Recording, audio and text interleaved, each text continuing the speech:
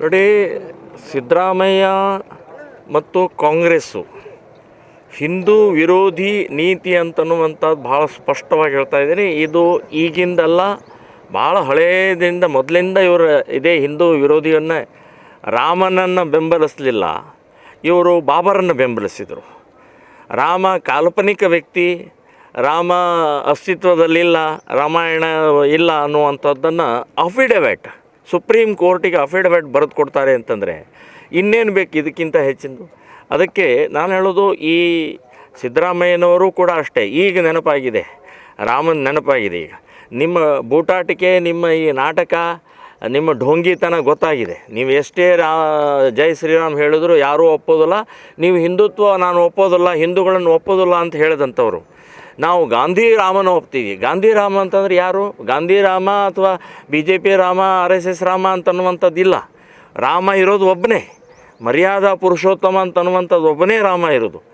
ನೀವು ಗಾಂಧಿ ರಾಮ ಅಂತ ಒಪ್ಪೋದಾದರೆ ಹಾಗಾದ್ರೆ ಗಾಂಧಿಯ ಸರಳತೆ, ಗಾಂಧಿಯ ಮದ್ಯಪಾನ ನಿಷೇಧ, ಗಾಂಧಿಯ ಮತಾಂತರ ನಿಷೇಧ ಅದನ್ನು ಆಚರಣೆ ಮಾಡಿ ಬೂಟಾಟಿಕೆ ಮಾಡ್ತಾರೆ. ನಾಚಿಕೆ ಆಗೋದಿಲ್ಲ ನಿಮಗೆ? ಏನು ಬೇಕಾದ ಓಟಿಗೋಸ್ಕರ ಏನು ಬೇಕಾದ ಮಾಡ್ಬೋದು, ಅಧಿಕಾರಿಗೋಸ್ಕರ ಏನು ಬೇಕಾದ ಮಾತಾಡ್ಬೋದು ಅಂತನ್ನುವಂಥದ್ದು ಸರಿಯಲ್ಲ. ನೀವು ನಿನ್ನೆ ದಾವಣಗೆರೆ, ನಿನ್ನೆ ಎಲ್ಲೋ ಒಂದು ಕಡೆಗೆ ಚಿತ್ರದುರ್ಗದಲ್ಲಿ ಆ ದೇಶದ ಪ್ರಥಮ ನಾಗರಿಕ ಆದಂಥ ಒಬ್ಬ ಬುಡಕಟ್ಟು ಜನಾಂಗದ ಅತ್ಯಂತ ಶ್ರೇಷ್ಠ ಒಬ್ಬ ಮಹಿಳೆಯನ್ನು ಅವಳು ಅಂತೀರಿ?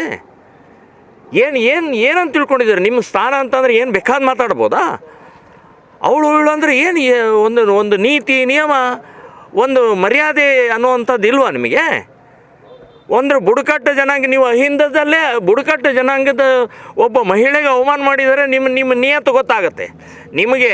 ನೀವು ರಾಜಕೀಯ ಬೇಕಷ್ಟೇ ವಿನಃ ಅವರ ಹಿಂದುಳಿದವರದ ಅಭಿವೃದ್ಧಿ, ಅವರು ಸುಖವಾಗಿರಬೇಕು ಅನ್ನುವಂಥದ್ದು ಎಳ್ಳಷ್ಟು ನಿಮ್ಮಲ್ಲಿಲ್ಲ.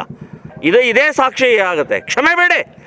ಬರೀ ನೀವು ನಾನು ವಿಷಾದ ಅಲ್ಲ, ಕ್ಷಮೆ ಬೇಡಿ. ಅಂಥ ಒಂದು ನೀತಿಗೆಟ್ಟ ವಿಚಾರವನ್ನು ಇವತ್ತು ನೀವು ಒಂದು ಒಳ್ಳೆ ಸ್ಥಾನದಲ್ಲಿದ್ದಂಥವ್ರು ಈ ರೀತಿ ಹೇಳೋದು ಸರಿಯಲ್ಲ ಅಂತನ್ನುವಂಥದ್ದು ನಿಮಗೆ ಶೋಭೆ ತರುವಂಥದ್ದಲ್ಲ. ನ್ಯೂಸ್ ಫಸ್ಟ್, ನಿರ್ಭೀತಿಯಿಂದ ನಿಮ್ಮ ಪರವಾಗಿ.